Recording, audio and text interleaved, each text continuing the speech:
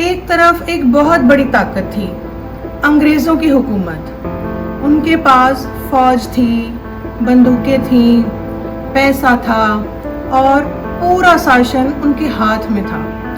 और दूसरी तरफ खड़ा था एक जवान भारतीय सिपाही। उसके पास भी बंदूक थी, लेकिन उसके दिल में उससे कहीं बड़ी चीज थी, अपने देश, अपनी आस्था और अपने आत्मविश्वास के लिए खड़े होने की हिम्मत। उस जवान का नाम था मंगल पांडे। आज हम मंगल पांडे को 1857 की क्रांति की पहली चिंगारी के रूप में याद करते हैं। लेकिन सवाल ये है, आखिर ऐसा क्या हुआ था कि एक साधारण सिपाही ने अंग्रेजी हुकूमत के खिलाफ हथियार उठा लिया? क्यों उसने अपनी जान की परवाह नहीं की? और वह कौन सा पल था जब एक सिपाही और अंग्रेज अफसर आमने सामने खड़े हो गए? चलिए कहानी शुरू करते हैं। दोस्तों, मेरे चैनल को सब्सक्राइब कीजिए और मेरे वीडियो को लाइक कीजिए। चलिए कहानी आगे बढ़ाते हैं। मंगल पांडे का जन्म 19 जुलाई 1827 को उत्तर प्रदेश के बलिया जिले के नगवा गांव में हुआ माना जाता है। उनका परिवार साधारण था। जिंदगी में बहुत ज्यादा सुख सुविधाएं नहीं थी। जवान हुए तो Mangal Pandey east India company की सेना में भर्ती हो गए। उनकी पोस्टिंग बंगाल नेटिव इन्फेंट्री की 34वीं रेजिमेंट में हुई। उस समय बहुत से भारतीय नौजवान अंग्रेजों की सेना में नौकरी करते थे, वर्दी पहनते थे, तनख्वाह लेते थे और अंग्रेज अफसरों के आदेश पर काम करते थे। लेकिन धीरे धीरे भारतीय सैनिकों के मन में अंग्रेजी हुकूमत को लेकर नाराजगी बढ़ रही थी। उन्हें लगता था कि अंग्रेज सिर्फ देश की जमीन और सत्ता पर कब्जा नहीं कर रहे, बल्कि उनकी परंपराओं और धर्म में भी दखल दे रहे हैं। और फिर आया एक ऐसा मुद्दा जिसमें इस नाराजगी को और भड़का दिया। नई एनफील्ड राइफल के कारतूसों को लेकर सैनिकों के बीच खबर फैलने लगी कि उसमें गाय और सुअर की चर्बी इस्तेमाल की गई है।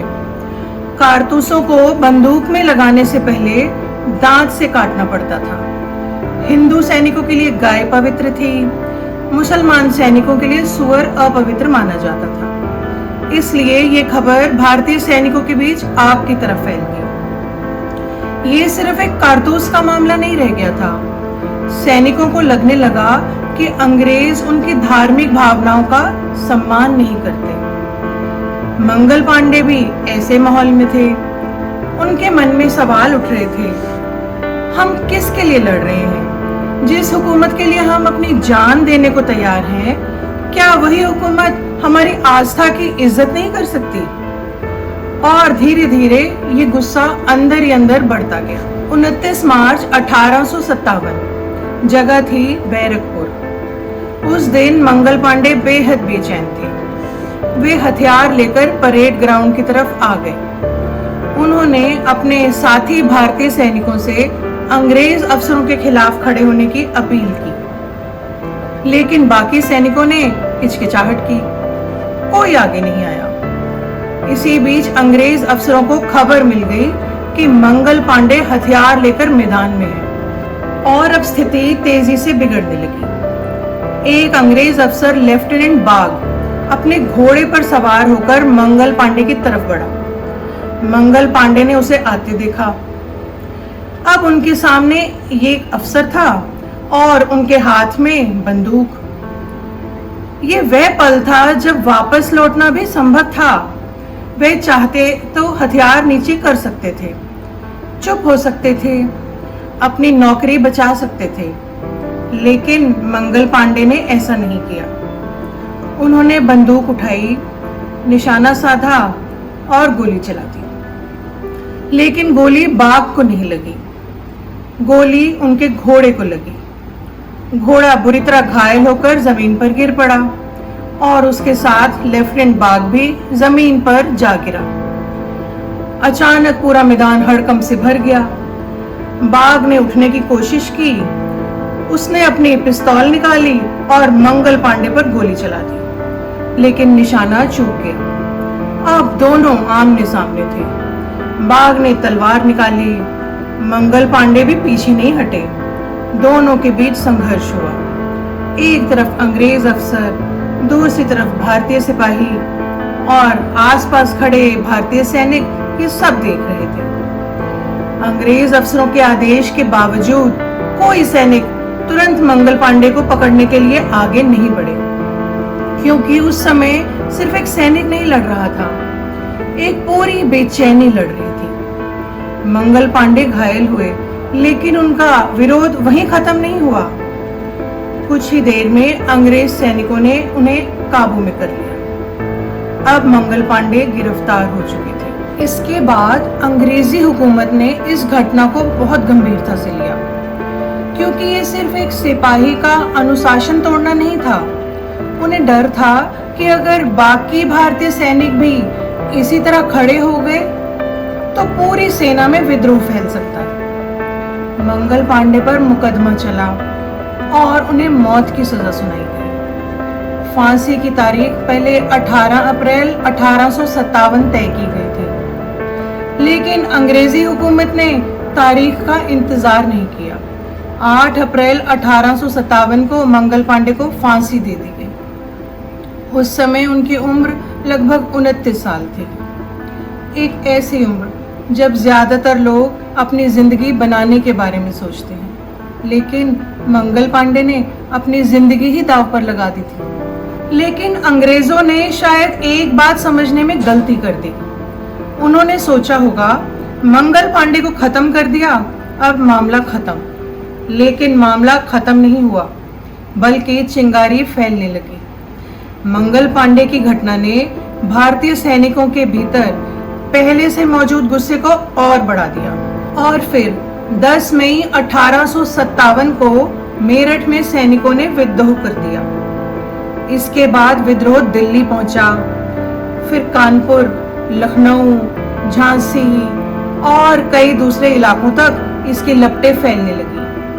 1857 का विद्रोह सिर्फ एक आदमी की वजह से नहीं हुआ था।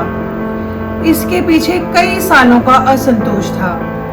राजनीतिक कारण थे, आर्थिक शोषण था, सैनिकों की नाराजगी थी और धार्मिक सामाजिक डर भी था। लेकिन मंगल पांडे की घटना ने उस गुस्से को एक चेहरा दे दिया था, एक नाम दे दिया था, मंगल पांडे। मंगल पांडे की सबसे बड़ी खासियत यह थी कि वह कोई राजा नहीं थे। उनके पास कोई बड़ी सेना नहीं थी, कोई महल नहीं था, कोई राजनीतिक पद नहीं था। वह सिर्फ एक सिपाही थे, एक आम भारतीय जवान। लेकिन उस दिन उन्होंने एक असाधारण फैसला लिया। उन्होंने सोचा अगर गलत लग रहा है तो उसके खिलाफ खड़ा होना चाहिए, चाहे सामने कितनी भी बड़ी ताकत क्यों ना हो। और यही बात पूरे इतिहास में अलग जगह देती है। आज हम मंगल पांडे का नाम लेते हैं तो हमें सिर्फ एक तस्वीर याद नहीं करनी चाहिए, हमें उस जवान को याद करना चाहिए जो शायद उस वक्त डरा भी होगा, जिसके मन में अपनी जिंदगी की चिंता भी रही होगी, लेकिन उसने फिर भी फैसला किया कि कुछ चीजें ऐसी होती हैं जिसके सामने चुप रहना उसे मंजूर नहीं था। बहादुरी का मतलब ये नहीं कि इंसान को डर न लगे। बहादुरी का मतलब है डर के बावजूद अपने फैसले पर खड़े रहना। मंगल पांडे की जिंदगी बहुत लंबी नहीं थी, लेकिन कुछ जिंदगियां उम्र से नहीं अपने असर से बड़ी होती हैं। 29 मार्च 1857 को बैरकपुर में चली वह गोली सिर्फ एक अंग्रेज अफसर और उसके घोड़े पर नहीं चली थी। उस घटना ने पूरे देश में पहले से जमा असंतोष को एक नई दिशा दी और कुछ ही हफ्तों के बाद 1857 का बड़ा विद्रोह सामने था। इसलिए मंगल पांडे को याद करते हुए हम कहते हैं, एक साधारण सिपाही ने आवाज उठाई, उस आवाज ने चिंगारी पैदा की और उस चिंगारी ने पूरे देश में विद्रोह की आग को हवा दी। यही थी मंगल पांडे की कहानी, एक ऐसे जवान की कहानी जिसने शायद यह नहीं सोचा था कि इतिहास उसे याद रखेगा, लेकिन उसने उस दिन जो किया उसकी वजह से उसका नाम भारतीय स्वतंत्रता संघर्ष के शुरुआती अध्यायों में हमेशा के लिए दर्ज हो गया। अगर आपको इतिहास की ऐसी सच्ची और दिलचस्प कहानियां सरल भाषा में सुनना पसंद है तो स्टोरी हाउस बाय शालू को सब्सक्राइब जरूर कीजिए। नमस्कार।